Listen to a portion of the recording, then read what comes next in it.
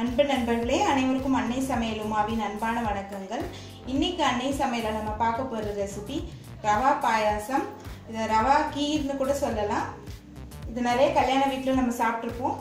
இன்னைக்கு வீட்டிலே இந்த ரவா பாயாசத்தை சிம்பிளாகவும் அதே சமயத்தில் எவ்வளோ டேஸ்டியாகவும் செய்யலான்றதை பார்க்கலாம். கடாயில் தேவையான அளவு நெய், முதல்ல பொடியாக நறுக்குன்னு 2 பாதாம், கொஞ்சம் முந்திரி,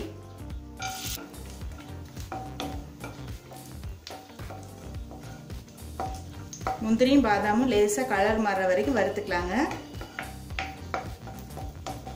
பாதாம் போடுறது ஆப்ஷனல் தான், நீங்கள் விருப்பப்பட்டீங்கன்னா வெறும் முந்திரி கூட போட்டுக்கலாம். இப்போ முந்திரியும் பாதாமும் லேசாக கலர் மாறிடுச்சு. அடுத்தது காஞ்ச திராட்சை சேர்த்துக்கலாம்.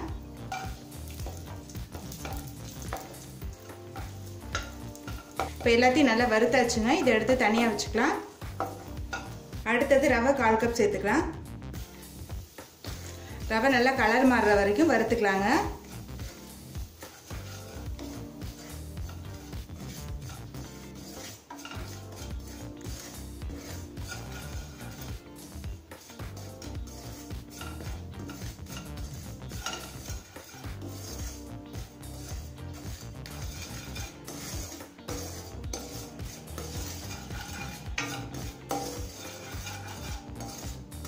இப்போ ரவை கலர் பார்த்தீங்கன்னா நல்லா மாறிடுச்சு.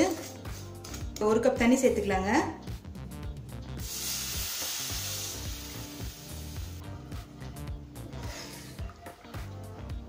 இப்போ ரவை நல்லா வேகிற வரைக்கும் வெயிட் பண்ணலாம். இப்போ பாருங்க, தண்ணி எல்லாம் சுண்டி ரவை நல்லா வெந்துடுச்சு. அடுத்தது 2 கப் பால் சேர்த்துக்கலாம்.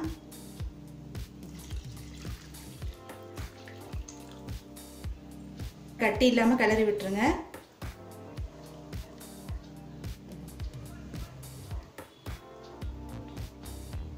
பால் சேர்த்துட்ட பிறகு ஒரு 2 நிமிஷம் ஸ்லோலே இருக்கட்டுங்க.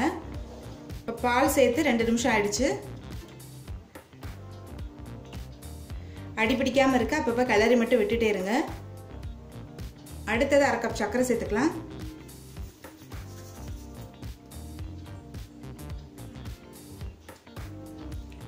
உங்களுக்கு ஸ்வீட் அதிகமாக பிடிக்கிறதா இருந்தால் நீங்கள் 3/4 கப் சர்க்கரை கூட போட்டுக்கலாங்க.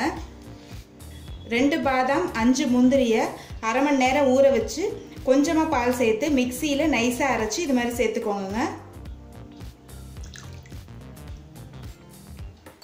இது மாதிரி பாதாமையும் முந்திரியும் அரைச்சி போட்டிங்கன்னா பாயசம் டேஸ்ட் ரொம்ப நல்லாயிருக்கும். 3 ஏலக்காயை தட்டி போட்டுக்கலாம். கொஞ்சமாக குங்குமப்பூவை சூடான பாலில் 1/2 மணி நேரம் ஊற வச்சு சேர்த்துக்கலாம்.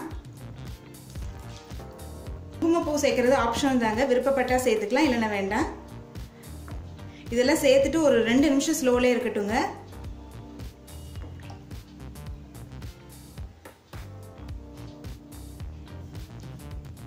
இப்போ 2 நிமிஷம் ஆயிடுச்சுங்க. இப்போ நெய்யில் வறுத்த பாதாம் முந்திரி திராட்சையை இதில் சேர்த்துக்கலாம்.